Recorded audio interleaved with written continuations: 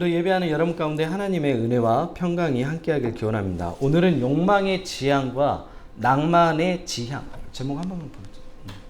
이렇게 욕망의 지향과 낭만의 지향이라는 제목으로 하나님의 말씀 증가하도록 하겠습니다. 한국에서 4월은 봄의 아름다움을 온전히 느낄 수 있는 그런 달입니다. 아파트 담장 사이로 뭐가 피어 있죠? 개나리가 노랗게 피어 있고, 거울이 이곳저곳마다 핀 연분홍색 벚꽃은 봄의 절정을 우리에게 보여줍니다. 영어로 4월이 April이라고 이야기하는데, 이 어원이 라틴어 아페리레에서 왔어요. 아페리엘은 어떤 뜻이냐면 열리다 이런 의미예요. 열리다. 예. 그러면 이 아페리레처럼 봄의 뜻은 어떤 거예요? 모든 것이 열리는 시기. 예. 그래서 에이프릴은 그 이름의 유래처럼 모든 것이 열리는, 꽃이 피고 겨우내 숨어있던 새싹들이 그 자취를 뽐내는 그런 시기가 바로 4월입니다. 4월은 봄의 기운과 함께 모든 것이 열리고 피는 생동감 넘치는 그런 시기입니다. 이 아름다운 4월, 우리가 마냥 기뻐할 수 없는 이유는 2014년 4월 16일에 일어난 세월호 참사에 대한 기억 때문입니다. 올해가 벌써 10주기가 되었죠. 제가 더 마음이 아팠던 것은, 제가 청소년 사역을 오래 했고, 그때 영빈이가 중학교 2학년이었나? 그지? 애들을 가르치고 있어서 감정이입이 내가 더 많이 되는 거야. 예원이 나이 또래 애들이었으니까. 그때 단원고 애들은 고등학생이었지만, 우리가 세월호 참사를 잊지 못한 이유는 이 참사가 아직도 진행형이기 때문에 그렇습니다. 10년이 지났는데 진상규명이 아직도 안 되었습니다. 이 참사로 자식을 잃은 부모들은 아직도 그날의 기억에서 벗어나지 못한 채 하루하루를 힘들게 살아가고 있습니다.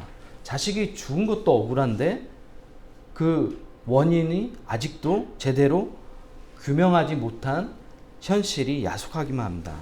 세상에 많은 고통이 있는데 자식을 잃은 고통만큼 큰 고통은 없을 겁니다. 오늘 본문에도 끔찍한 사건을 통해 자식을 잃은 부모들이 등장합니다. 이 사건은 헤롯 대왕, 우리가 성서에서 헤롯이 여러 명 나오잖아요. 근데 예수님이 태어난 시기에 나오는 헤롯은 헤롯 대왕이에요. 그러니까 대왕 헤롯이요. 그 다음에 예수님 시대에 나오는 헤롯 여러 명 있는데, 그 사람들은 모두 예수님이라 헤롯의 아들들이에요. 네, 그렇게 기억하면 좋아요. 이 헤롯 대왕이 반인륜적인 사건을 오늘 본문에 벌입니다. 본문의 배경은 이래요. BC 37년에 로마 아구스토에 의해 유대인의 왕으로 헤롯이 임명됩니다. 로마가 많은 나라를 정복하고 그 나라들을 다 효율적으로 정복하지 못하니까 그 지역에 통치자를 세워줘요. 그래서 우리로 얘기하면 자치를 인정해 주는 거야. 그때 유대의 왕으로 임명된 사람이 누구냐면 헤롯이라는 사람이에요. 이 헤롯이라는 사람은 굉장히 여우 같은 사람이었어요. 정치력이 뛰어난 사람이었어요. 그래서 로마에게 굉장히 많은 로비를 하면서 자신의 가문이 기득권을 얻으려고 굉장히 노력했던 그런 사람입니다.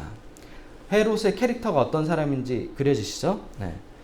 헤롯 대왕은 자신의 견제 세력이었던 사내들인 공회를 정치적인 권력을 빼앗고 단순히 의회적인 역할, 기능을 하게끔 했어요. 유대인들에게 가장 영향력 있는 공회는 뭐냐면 사내들인 공회예요. 거기서 결정하면 모든 것이 다 받아들여야 돼요. 종교적이든 법적이든 정치적이든 모든 것들 다 수용해야 돼요. 이 사내들인 공회는 우리로 얘기하면 국회 같은 거라고 생각되는데요. 이 사내들인 공회에는 바리새인도 들어가 있고 사두개인도 들어가 있고 모든 유대인들 안에 정치적인 종교적인 리더들이 다 포함되어 있어요. 그래서 사내들인 공회에는 굉장히 중요한 의결 기구입니다. 근데 이 헤롯이 사내들이 가지고 있는 권력을 다 빼앗아 버리고 뭐만 남겨놨냐면 단순한 의회 기능만 하도록 남겨놨어요. 또 제사장도 단순히 종교적인 기능만 하도록, 백성의 리더가 아니라 종교적인 제사만 드리는 그런 제사장 역할만 하도록 헤롯이 다 분리시켜 놓고 권력들은 다 자기가 가져가 버렸습니다. 심지어 대제사장도 누가 임명해요? 헤롯이 임명해요. 그러면 제사장들은 누구에게 잘 보여야 되는가요? 헤롯에게 잘 보여야 되는 겁니다. 대왕 헤롯은 각종 건축 사업을 벌였습니다. 요새지 건설, 저수지, 수로 확보, 경기장, 궁전, 극장 건설 등 사마리아와 여리고 도시들의 건설에 힘을 많이 썼습니다. 대왕 헤롯이 한 가장 나쁜 건축 중에 하나는 뭐냐면 예루살렘 성전을 건축하면서 예루살렘을 뭐로 만들어 버리냐면 종교 성지로 만든 거예요. 그것도 사람들에게 장사하는. 제가 얘기했잖아요. 헤롯이 순수한 마음으로 예루살렘 성전을 건축한 게 아니에요. 유대인들에게는 종교적 열심이 있기 때문에 이 예루살렘 성을 멋있게 지어놓으면 사람들이 이 폐허가 된 예루살렘으로 다시 올 거야. 거기 안에 이제 숙박시설도 만들어 놓고 여러 가지 팔 수 있는 물건들도 만들어 놓고 종교 장사를 본격적으로 한 거야. 그러면서 또 오면 뭘 걷어요? 성전세를 걷어요. 들어올 때마다.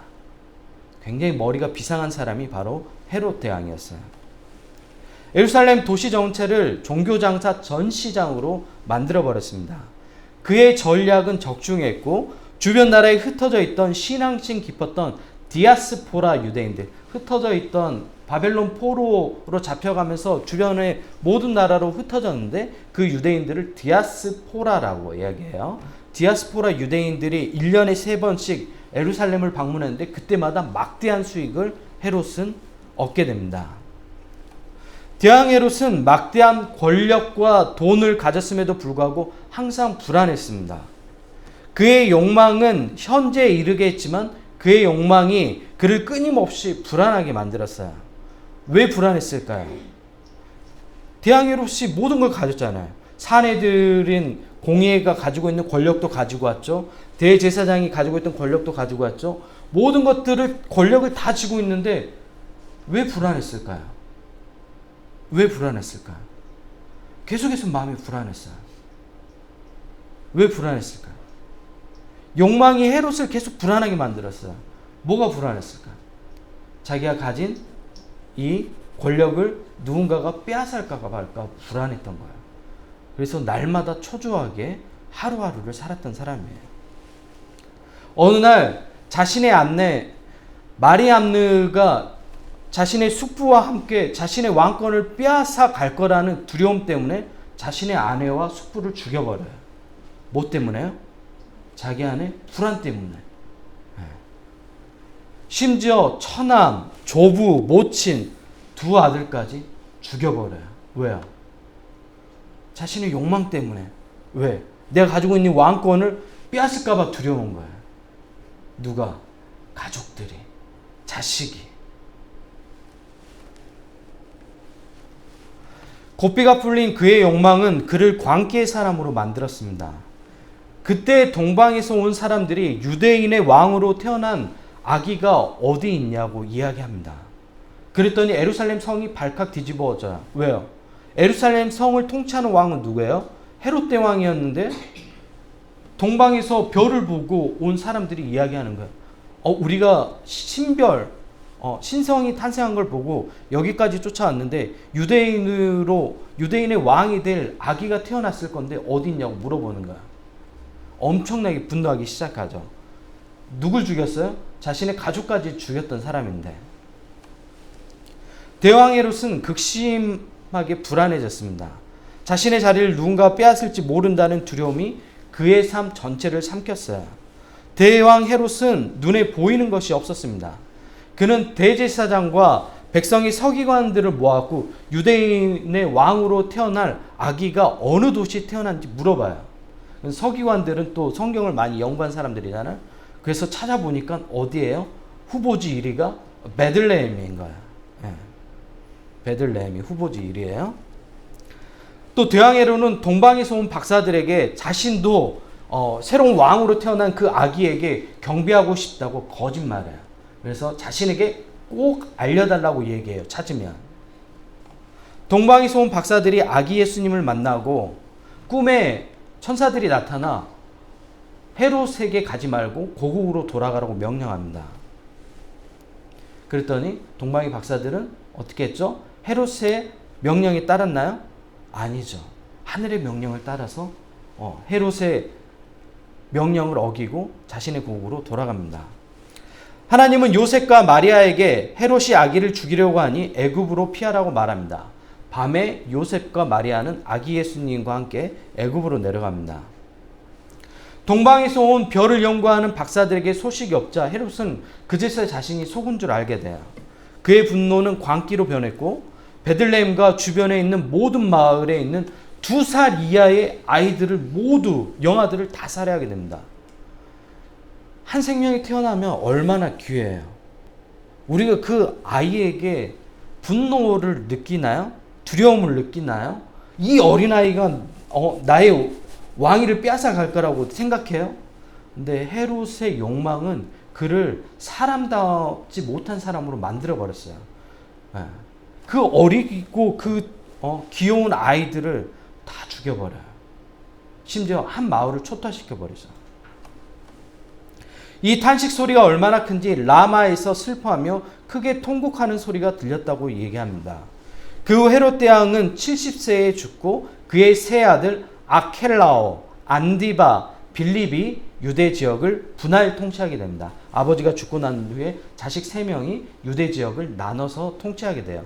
예수님 시대에 나오는 헤롯은 이 세 사람입니다. 오늘 설교의 제목이 뭐죠? 욕망의 지양 그리고 낭만의 지향이에요. 한자어 지양은 그칠지 날리다 양으로 더 높은 단계에 가기 위해서 그 행동을 멈추는 것을 이야기하는 거야. 또 이와 반대로 지향은 작정하거나 지정한 방향으로 나아가는 것을 지향이라고 얘기해요. 좋지 않은 것은 지향해야 되고 우리가 추구해야 될 것은 지향해야 되는 거야. 그래서 욕망은 지향해야 되고 낭만은 지향하는 거야. 이해됐나요? 네. 헤롯 대왕은 자본주의 시선으로 바라보면 성공한 왕일까요? 성공한 왕이죠. 하는 사업, 손대는 사업마다 다 성공했잖아요. 예루살렘 그 도시를 종교 장사하는 신도시로 만들었고 사람들을 열광케 했잖아요. 실제로 많은 사람들이 모여왔고 자발적으로 성전세 내고 헤롯은 그것을 거둬들여서 막대한 수입을 올리고 헤롯 가문의 부는 엄청나게 축적했단 말이에요. 요즘으로 얘기하면 워런 버핏처럼. 우리 영빈이도 이제 사업해가지고 크게 성공할 것 같아요. 지난주에 제가 이제 벚꽃길 걸으면서 영빈이가 생각한 이 아이템을 들으니까 너무 희소성도 있고 지금 없어요. 국내에 그런. 그래서 나중에 좀 자리 나면 로이도 채용해줘. 로이 노는 거 좋아하거든. 영업시키면 돼. 여기저기 다니게 하고 차는 BMW 하나 해주고 법인 차량으로 그리고 맛있는 거 고기 가끔씩 사주면 돼. 그러면 열심히 따라다니면서 열심히 일을 잘할 거야. 너무 아이템 좋더라고요. 그래서 프랜차이즈 해가지고 전국적으로 해도 되겠더라고요. 기존에 있는 어떤 그 운동 트레이너들하고 전혀 다른 관점으로 할 수 있는 사업이라 굉장히 좋더라고요. 헤롯이 굉장히 뛰어난 사람이 있어요. 사업수단이. 그래서 자본주의 시각으로 보면 이 사람은 성공한 사람이죠. 근데 그의 인생은 행복했을까요? 어때요? 많은 부를 가졌고 권력도 가졌고 우리가 갖고 싶어하는 모든 것은 헤롯을 다 가졌단 말이에요. 우리는 어때요? 우리는 그 헤롯이 가진 그 작은 것도 못 가졌잖아. 헤롯은 행복한 사람이에요? 네. 여러분 속으로 답해보세요.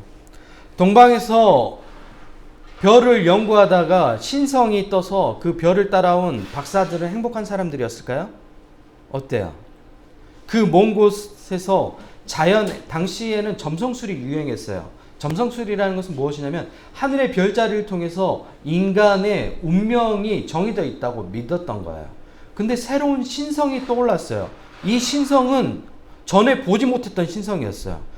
이 신성은 왕이 태어났음을 보여줬던 거예요. 예수님의 탄생은 그렇게 우주적인 사건이었던 거예요.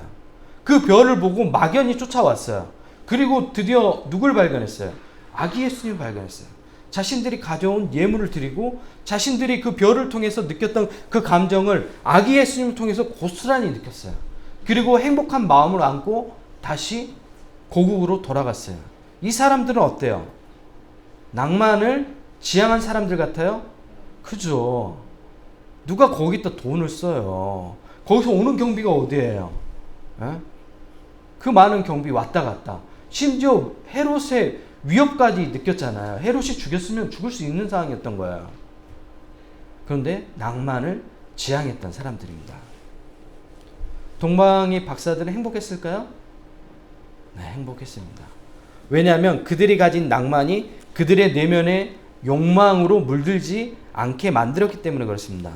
2014년 4월 16일 세월호 참사는 예견된 일이었을까요?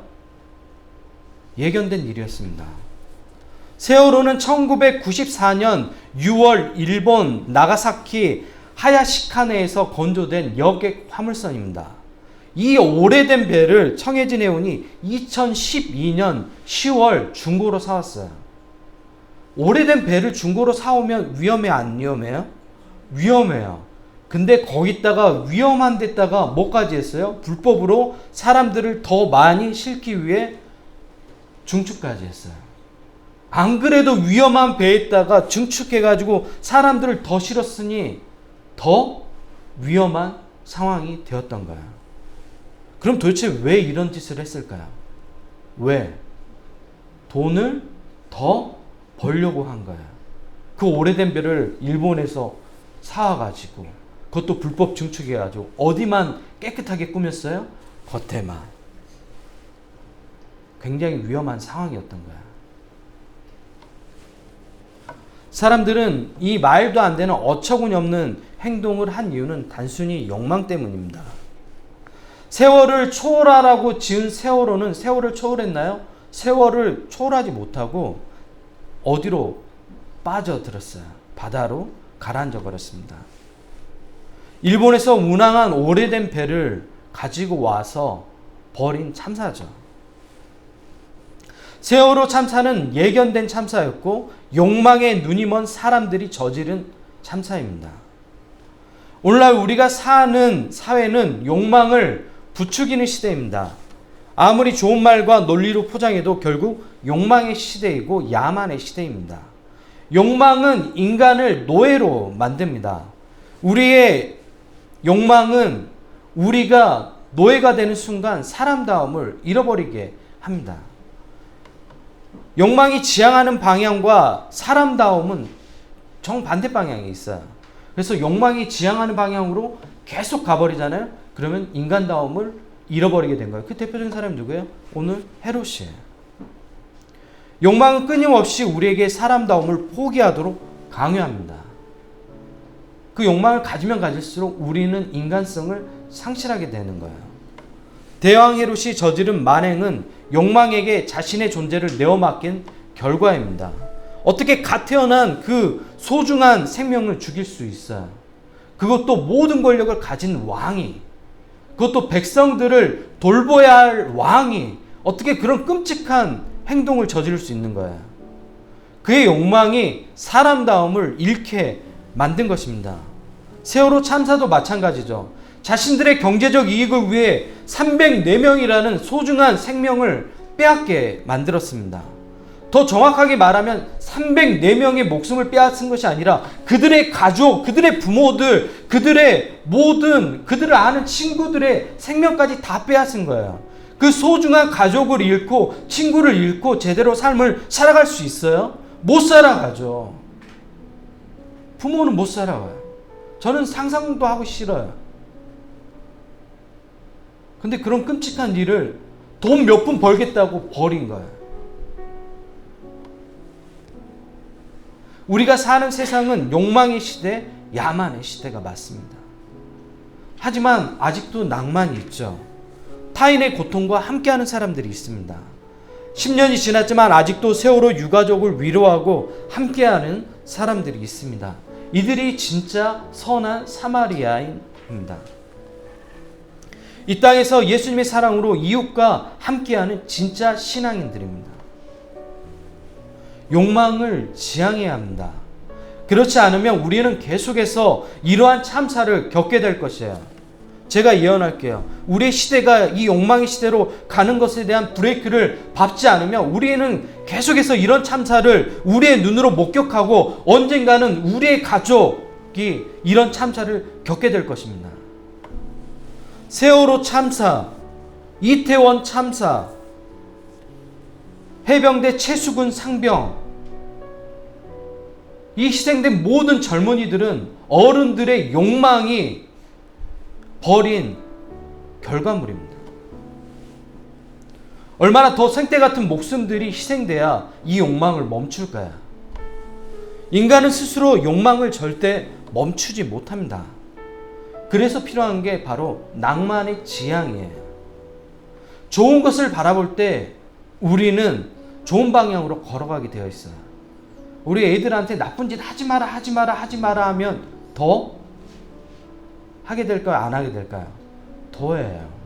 여러분 봐보세요. 여러분 제가 지금부터 얘기할게요. 코끼리 절대 생각하지 마세요. 코끼리 생각하지 말라고요. 코끼리 생각하지 말아요. 코끼리 생각하지 말라니까요.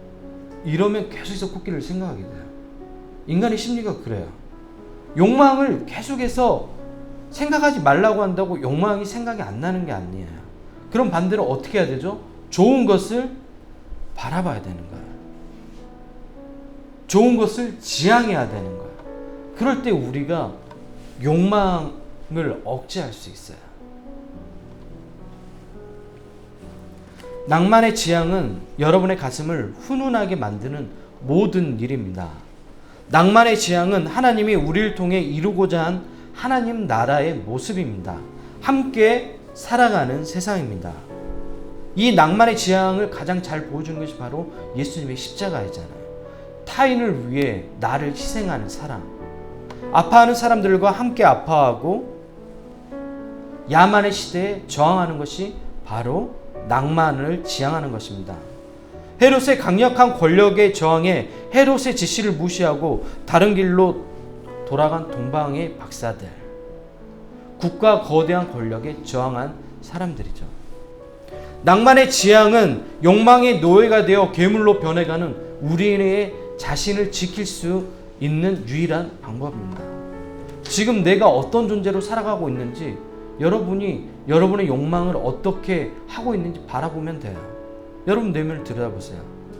나는 욕망을 지향하고 살고 있고 낭만을 지향하는 삶을 살고 있는지. 저는 어떤 것 같아요? 저는 어떤 것 같아요? 저는 어떤 사람? 저는 성공하고 싶은 욕망이 없는 사람처럼 보이나요? 어때요, 윤재님 기자님? 유병철 목사는 어떤 사람인 것 같아요? 그런 것 같아요? 자신을 희생하고 타인을 위해 온전히 자신을 내어주는 사람 같아요? 그건 잘못 본 거예요. 저도 욕망이 있죠. 저도 성공하고 싶죠. 저도 용빈이 옆에서 같이 벤치 타고 가고 싶어요. 저도 스포츠카 타고 싶어요. 이렇게 딱 성경책 들고 주일날 올 때 딱 뚜껑 열리면 딱 이렇게 로이 안녕 하고 싶어요. 문 열고 딱 문 열고 내리면 딱 우리 청년들이 와서 문 딱 닫아주고 그런 거 나도 하고 싶은 욕망이 있죠. 그래서 목사님 차 좋네 한번 타봐 이런 거 하고 싶어요. 별이 한번 몰아봐 이런 거. 근데 그런다고 더 행복해질까요? 어때요? 저도 저를 키워준다는 선배 목사님들이 많았어요. 제가 가지고 있는 재능이 많으니까 참모로 쓰기 되게 좋은 캐릭터예요. 그래서 이것저것 많은 것들을 좀 잘하는 캐릭터잖아요. 그래서 키워준대요. 제가 무슨 제가 동물도 아니고 저를 왜 키워줘요? 네. 그래가지고 내가 미래를 보장해주겠다고 나중에 큰 교회에 연결해주겠다고. 네. 아니 그러려고 내가 목회한 것도 아닌데. 제가 원하는 거는 하나님이 기뻐하시는 목회를 하고 싶어요. 네. 저는 그런 낭만의 지향이 제 안에 있어요. 그런 낭만의 지향이 내 안에 있는 욕망을 지향하도록 해줘요. 그런 것들을 계속 꿈꿀 때마다 계속해서 내 안에 있는 욕망이 눌러져요. 안 돼. 이렇게요. 그래서 제가 사람다움을 잃지 않는 거죠. 저는 계속해서 그 낭만을 지향해 가야 될까요? 윤재님 선생님 잘못 본 거예요. 제 안에 욕망이 엄청 많아요. 성공하고 싶은 욕망. 제 안에 없겠어요? 나는 맨날 이렇게 작은 교회에서 이런 모습만 하고 있는 게 내 인생의 전부인가? 내가 지금 40 중반인데 계속 이렇게 삶을 살아가야 되는가? 이런 마음이 없겠어요? 저 안에도 있죠. 당연히 사람인데 나도 빨리 우리 성도들 푸시하고 막 쪼고 막 계속해서 해서 나가서 하게끔 하고 불안하게 만들고 경쟁하게 만들고 막 이래가지고 그렇게 하고 싶은 욕망이 있죠. 근데 그런 것들을 안 하는 것은 하나님이 기뻐하시지 않는 인격적인 방법이 아니기 때문에 안 하는 거예요. 낭만을 지향해야 됩니다. 그럴 때 우리가 사람다움을, 신앙인다움을 잃지 않게 돼요. 욕망을 지향해야 됩니다. 지양해야 된다고요. 낭만을 지향할 때 욕망을 지향할 수 있습니다. 여러분 모두 낭만을 지향하는 삶을 사십시오. 그래서 여러분의 삶을 보고 아직도 이런 사람이 있어? 가슴 따뜻해지는 그런 모습들이 되었으면 좋겠어요. 저의 아내 친구 가운데 혜영 집사님이 있는데 그분 삶이 참 남루해요. 그냥 제가 볼 때도 이런 말씀 드리면 좀 송구한데 그렇게 넉넉하지 않아요. 근데 그분이 주변 사람들 돕고 또 우리 교회도 헌금까지 해줘요. 그런 거 볼 때 나는 그런 얘기 했어요. 참 우리 혜영 씨 같은 사람은 진짜 신앙인이라. 그냥 누구한테 얘기해도 부끄럽지가 않아요.